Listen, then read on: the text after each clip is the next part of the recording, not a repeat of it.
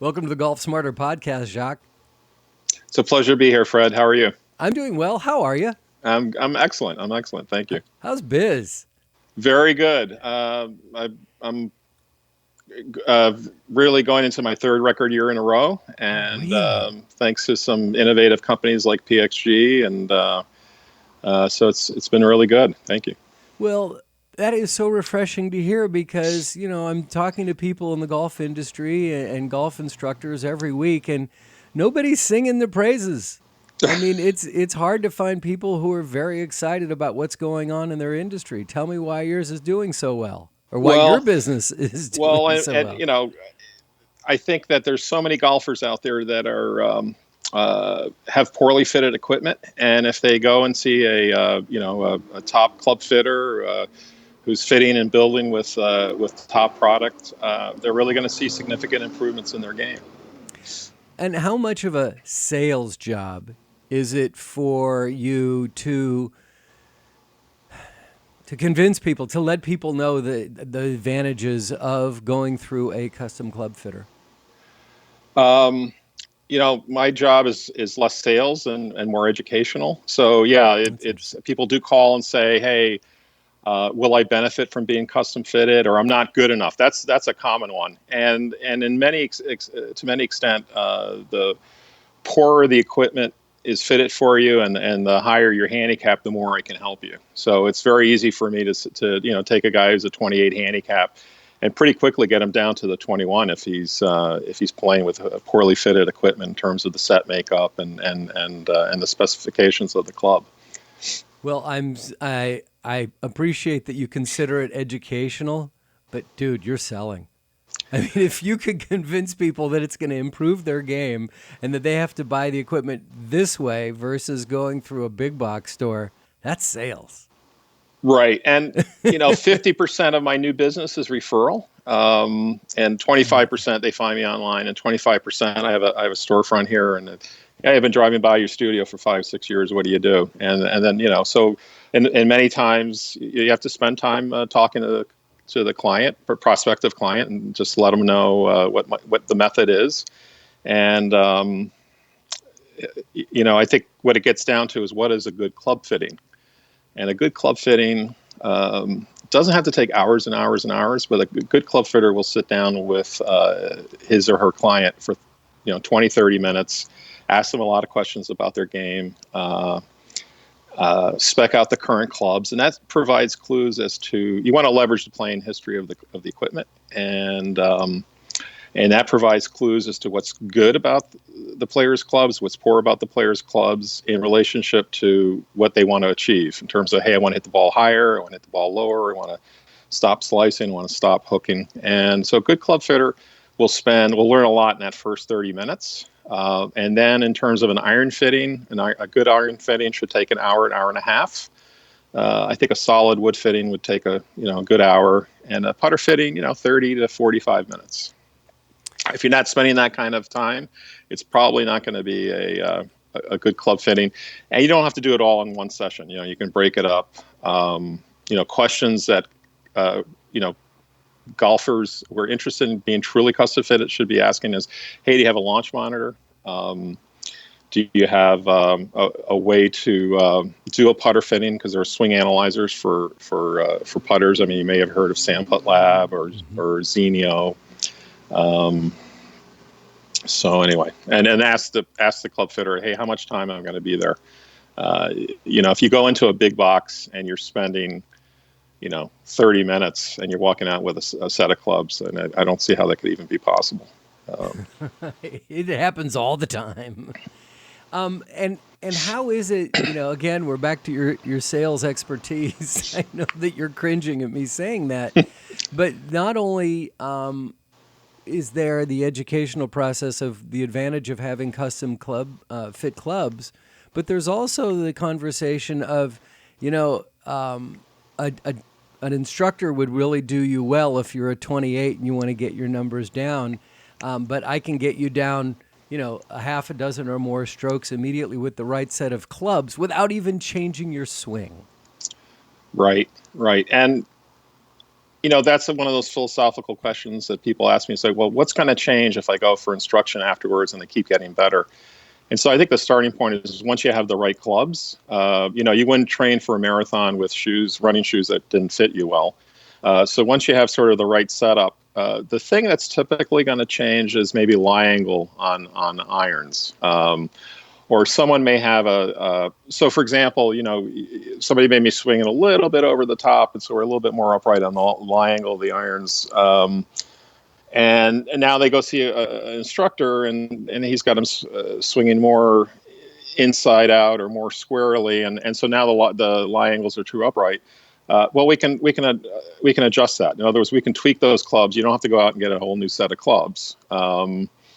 I played golf yesterday in an outing with a couple friends and a a client of mine, and he's lost 60 pounds since I started working with him a year plus ago, and we had very, very long clubs for him because he was rotund like me, more rotund, and he really wasn't able to reach the clubs, so we had to get him pretty long, and he's lost 60 pounds, and I think he's probably just a hair over standard now. So we've tweaked the clubs. He still has the same clubs, they're just shorter, and he's changed the grips a couple times. That's all. So. Wow. That's pretty amazing. I know that in the time that I've been playing golf, especially since I've been doing the podcast, I think that my swing has changed dramatically. I mean, I'm not casting anymore. Mm-hmm. I'm not cocking my wrist on my backswing. I'm slower. I'm getting a draw on the ball, which I never did. Great. I mean, I've learned so much from talking to so many people in this podcast that and have had a couple of lessons people who've been generous to give me their time. Mm-hmm. So I really think that I'm hitting the ball differently than I did. But you're saying that my clubs wouldn't really change that much? Well, they certainly could change, and so for example, if you were slicing the driver before you went through these lessons, we might have had the face angle a couple degrees closed. And with now the adjustability in drivers, one of the things that you could change would be, hey, get it back to square. And then also, if your swing speed is increased substantially, then, you might need a new shaft for that driver. So there, certainly that's a happy, like if you had been fitted for clubs 2 years ago and you've made all these improvements, this would be a happy dilemma. It all depends. Like, for example, I'll ask guys, hey, do you want to have a little growth in these clubs? Do you think you're going to get better? And if I see that they have a natural athleticism and they've got fairly significant club speed, I'll certainly, and I think they're going to progress. Then, so if you think of, for example, of the Callaway line, so you have this XROS, and then you have Apex CF16, and then you have the Apex Pro. Well, so if the person and excuse me for interrupting, I'm sorry. Excuse me for interrupting, but those are just lines of various. These clubs. these are models within the Callaway. So the XROS would be super ultra game improvement. So and the Apex would be a game improvement club, and so let's say the golfer is maybe shooting 100 or whatever, but has a lot of athleticism, has already a pretty good swing, and I'll ask them to say, hey, if you think you're going to get better, your index says you should be going into this ultra game improvement club, but if I'm seeing things in the swing, I may put them in a game improvement club. So therefore they have a little bit of room for growth. I mean, they're still going to hit it better than anything they have right now, but they have room for growth. And then some guys will say, no, just give me what I need right now. And then if I'm better in 2 years, I'll worry about it then. And then we'll revisit the equation. Those with the expendable income. Those of the expendable income who play golf. Kind of redundant.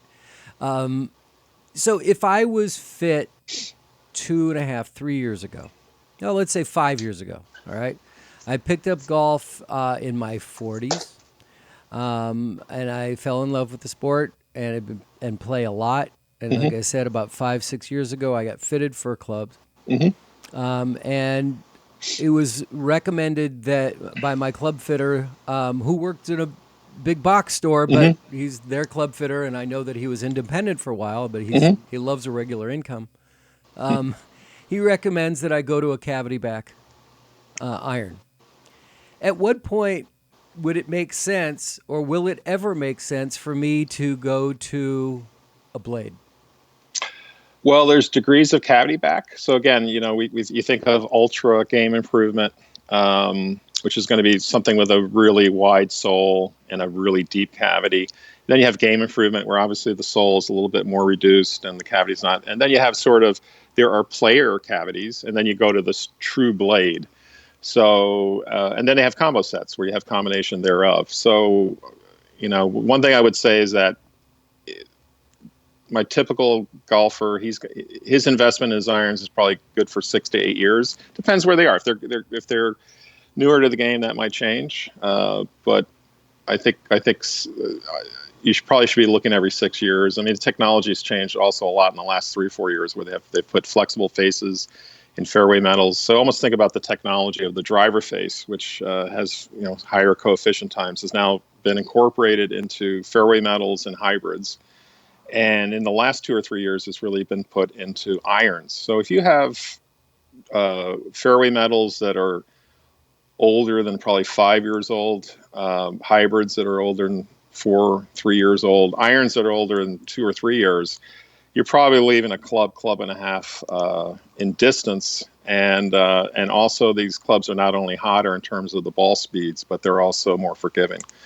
So I would say that anybody has irons out there that are 4, 5, 6 years old, they would really do themselves a great service by looking into investigating their a new set of irons or a new set of fairway woods or hybrids. And again, a good club fitter, getting back to what a good club fitting is, not only is there an interview, but you also baseline with the current equipment. And so therefore if I have a baseline on your 6-iron, your hybrid, your fairway metal, your driver, I can quantify the amount of improvement. And it gets back to that sales job, right? Where it's really not a sales job, because I'm educating through numbers. And, if you see that you're hitting your 6-iron 20 yards longer, you're probably going to think about, hey, maybe it's time to update my investment in my golf game.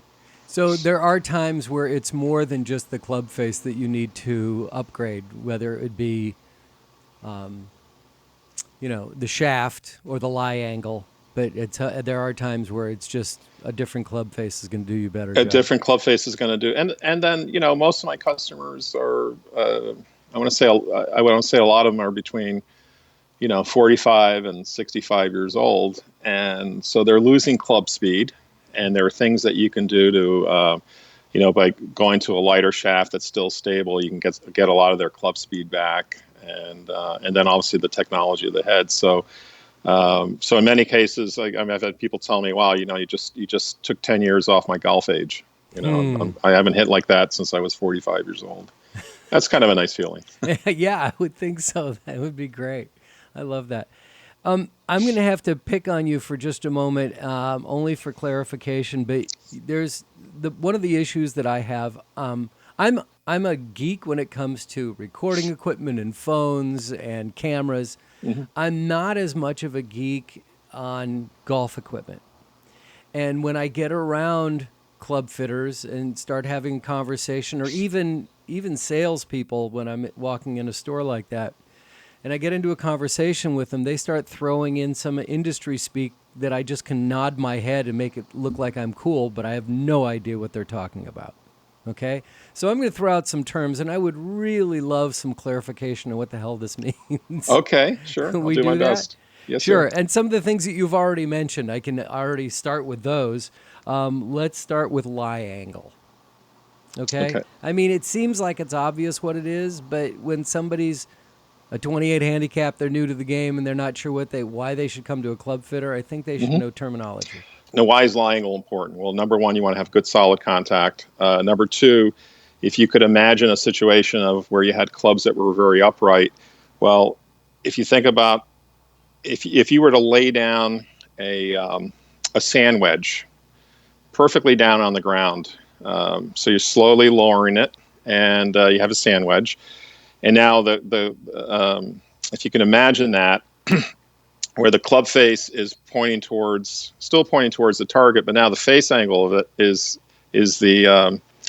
pointing left by the amount of loft. So if you had a 55-degree club, as you lower and lower and lower that club, so that eventually the shaft and the grip is on the ground, the face of that sand wedge is pointing left. And so what happens is if you could hit a ball in that position, let's say you had it teed up, well, all the backspin would be replaced by side spin, and that club would start 55 degrees left of target.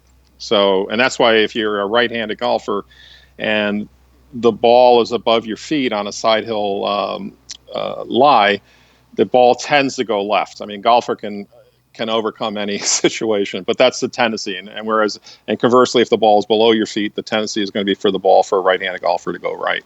So lie angle is most important in the shorter clubs. But in these cases of golfers that have been playing with lie angles that maybe were 4 degrees or 6 degrees too upright for them, it's going to be really hard for them to ever get, realize their potential, because they're grooving a bad swing habit. I'm sorry? No, I apologize for interrupting. So the lie angle and the face angle are where are they similar, and where do they intersect, and where are they different? Yeah, I mean, I was describing more directional angle. Now the face angle is when you're putting the club down in the playing position, and so the face angle of a driver that's hooked face. So a lot of these Cobras, right? Well, now it's changing, but if somebody comes in with a Cobra that's 3 years old, a lot of them have a really severe, they're 4 degrees closed, because what you're trying to do there is they're trying to help somebody who has a slice, so they're closing the face. Really good players want something that's neutral to maybe even a little bit open in the driver. Okay, and now go ahead with you said upright a number of times. Let's get a definition of upright. Well, upright would be a reference to the lie angle. So if the toes way up in the air, then that would be considered upright. And if you're at address, and you can see this with putters sometimes too, if the toe is really on the ground and the heel is up off the ground, that's something that's too flat. You mentioned flexible faces. Right. So that gets to the coefficient time. So that's faces so the driver faces all have a coefficient time, and it used to refer to as coefficient of restitution was 0.83. Now there's coefficient time. I don't know what there is, a USGA and RNA limitation. I don't remember what it is, but now they've put that technology into fairway metals, hybrids, and irons. And is that a good thing? It's a very good thing for people who want more distance and more forgiveness. At top professionals may not be playing it in their irons. Some may not. But if you get a guy like Rory McIlroy, who compresses the ball so much, he really doesn't need any more distance, right? And if you gave him more distance, then he'd be hurt at the short end of the bag. So I think really the top 10% of guys might not be using that technology. But there are a fair amount of golfers that are using that technology in their irons. Certainly, they're all using it in their hybrids and fairway metals. I mentioned before about going from a cavity back to a blade. Who should be hitting blades, and what's the advantage of hitting a blade over a cavity back? Well, a blade can certainly be more workable, but on the other hand, we do have player cavity designs, which will give you some kind of forgiveness, maybe a little bit less workable. And then people do combo sets, but I can tell you that the amount of, if I do 400 to 500 fittings a year, I might sell 4 or 5 straight set of blades. Really? It's the 99th percentile in terms of club speed and ball speed. Yeah, so it's not something you're recommending immediately. No, certainly not. These are the guys who've been playing golf since they were 4 or 5 years old, couple times a week their entire life. Yeah, and they may at some point they're going to want some help because they're starting to lose some swing speed or ball speed.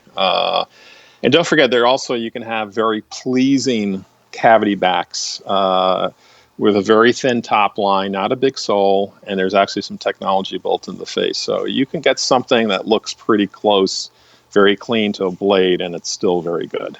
Mm-hmm. Mm-hmm. And you talk about the forgiveness. You talk about, for a guy who can hit a blade, it's workable. Um, let's break that down a little bit too. And some of these things I do know, but I would love clarification because not Sure. everybody does. And some of these things I have no idea what you're talking Sure. about. Well, so, if you think about what is helpful in a cavity back, it's for an average or even a fairly good golfer, is that if you have a high moment of inertia, which is really the ability to withstand twisting. So if you hit a shot, so for example, let's say you hit a 6-iron 170. Well, with a cavity back, if you hit that shot on the toe, might be 160, and maybe it's 30 feet right of target. Where if you hit that with a blade, it's 150, and it's 45 feet off target. So that's moment of inertia. That's where forgiveness will help pretty much all golfers. It'd be very interesting to see if Tiger Woods ever does come back. I would say to him, hey, you know what? Maybe if you got something that had a little bit more perimeter weighting and a hotter face, you wouldn't have to feel like you got to swing so hard, and that might be something good for you as you now are in your 40s, and he just might look at me and say, hey, man, you don't know what you're talking about. But Yeah, who are you? who are you? And why do you think How I many need majors do you advice? have? So, there's so many things. There are so many restrictions and rules that you have to work within to create a club that's legal, right? Well, we let the manufacturers worry about that, but yeah, there Really? are certain restrictions on driver length, and but the manufacturers have to pass the test from the so American manufacturers would have to submit clubs for equipment testing to both the USGA and the Royal and Ancient Society, and that so usually. Yeah, there are certain equipment, has to be plain in appearance. You can't have a hole in the middle of the club face, and there are certain restrictions. Putter can't be more than, I think it's 78 degrees of lie angle. So you couldn't make a putter that was 90 degrees, so basically perpendicular to the ground. That would be non-conforming. So, but and there's restrictions on driver length. I don't know. I think it might be 47 or 48 inches. I don't get anywhere near the parameters of those issues. So, Because you're on the. Why is it that you don't push those limits?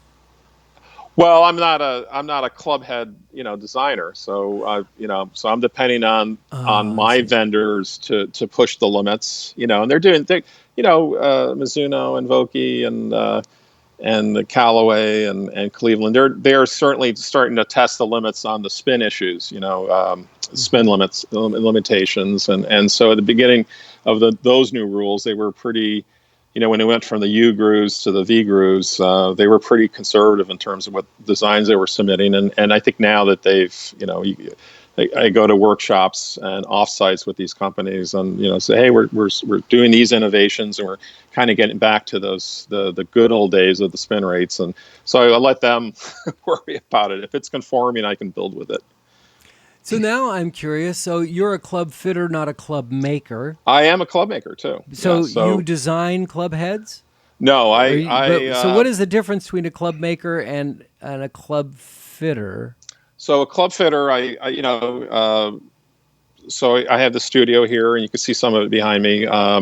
So I'm fitting people for the specifications of the golf clubs. And then I'm also assembling those clubs and building them to those specs. So, for example, I have head accounts with Callaway, TaylorMade, Okay. Adams, Mura, um, So you're using the major PXG. manufacturers' club heads, Yes, sir. and you're Yeah, matching different shafts, different grips, and then exactly. customizing it. Right. Okay, that's where I was missing the point Yep. there. Yep. So I'm customizing the equipment for using, well-known aftermarket shafts and grips, and then what I consider to be the best heads in the world. Tour Edge Exotics is another one. So I also can order clubs, and then I kind of finish them. A lot has to do with people's budgets. So, but for example, if they order a set of Mizunos and and they have a lot of good steel shafts available at no upcharge, and they may end up with something like that. And what I'll do is I'll customize. I'll cut them till I get them grips, shafts uncut, grips in box, and then I make sure the lie angle and the lengths are correct, and I put the grips on myself. That would be sort of a lower level of customization I offer. I also do SST puring, which is shaft alignment. So that person may actually want something that's built by Mizuno to have the shafts aligned in a optimal position. One time that I went through a club fitting, the club fitter said, the Mizuno MX25 is a great club for you, and even with their standard shaft, I'm going to go on eBay. He says this, I'm going to go on eBay and find some used ones for you, and we'll get those in, and then we'll tweak it to be just right for you.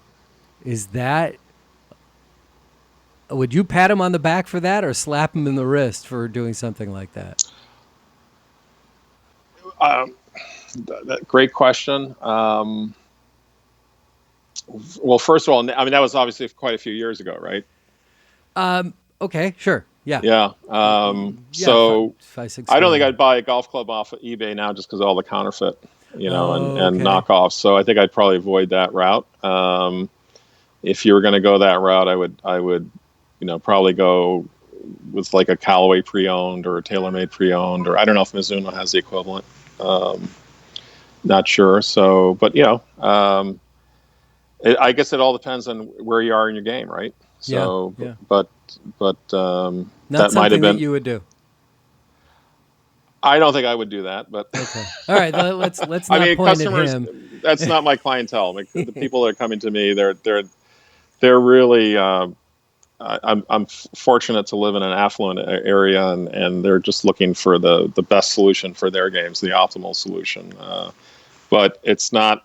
But on the other hand, if somebody had a great set of perfect set of irons and the shafts were wrong, I could retrofit those clubs, and put better shafts in, and so that's at the end of the day, that's really what we're trying to figure out is what's good about your clubs, what's bad about your clubs, and what's the best solution. And at the end, I don't spend other people's money, so I'll give them all those options, not that eBay option, but I would just say, we can do this, we can do that, we can, and then they choose. So awesome. And you're sitting here chomping on the bit going, are you going to talk about our group or not?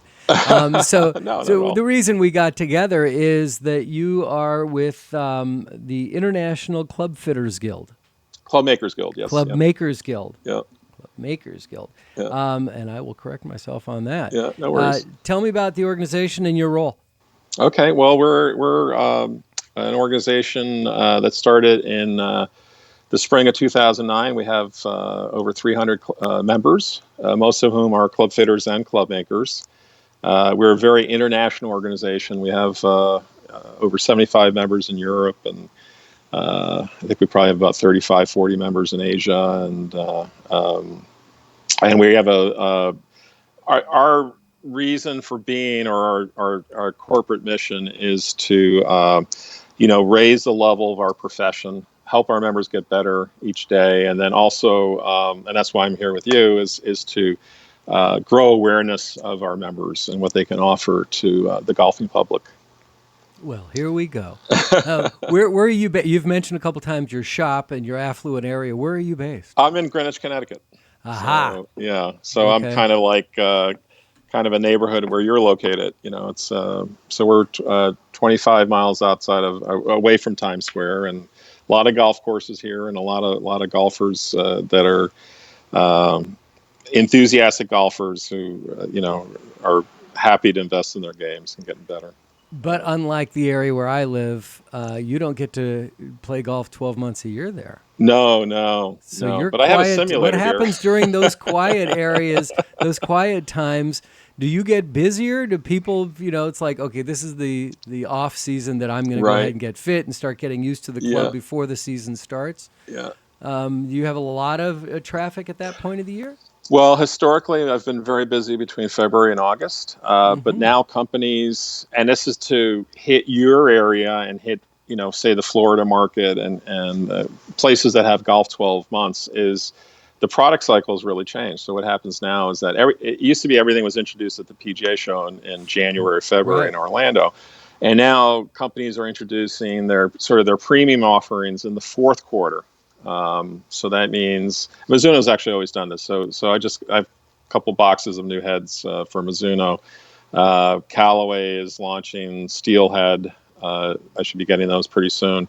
So a lot of the premium product, which is now on a 2-year cycle, gets introduced in September, October, November, December. And so that's kind of given me a bounce in the fourth quarter. I'm a little busier there.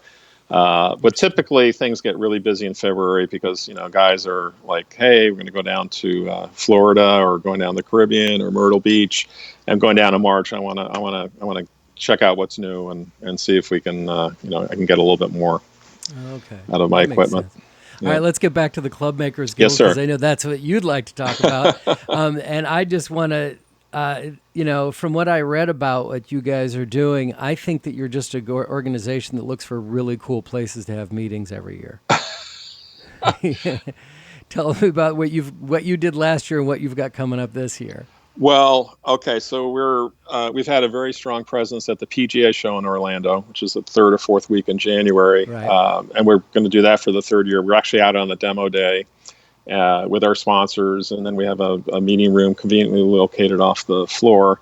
Um, the Europe chapter started last year, and they had their first meeting in Mallorca, which Spain. not too Wow. bad, right? Not bad. And we're having the second annual meeting, which I'm actually going to, as your next guest, Frank Viola, is going to. We're going to have a chapter meeting in St Andrews in Scotland, and there'll be various workshops and seminars, and yes, a little golf played and a few pints drunk.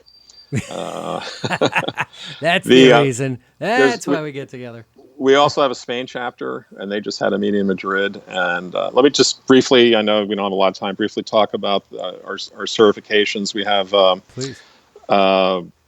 We have a certification in club making, and we have a certification in club fitting. And these are online exams, 4 hours, 8 hours if they're a non-native English speaker. And they're 100 to 125 questions.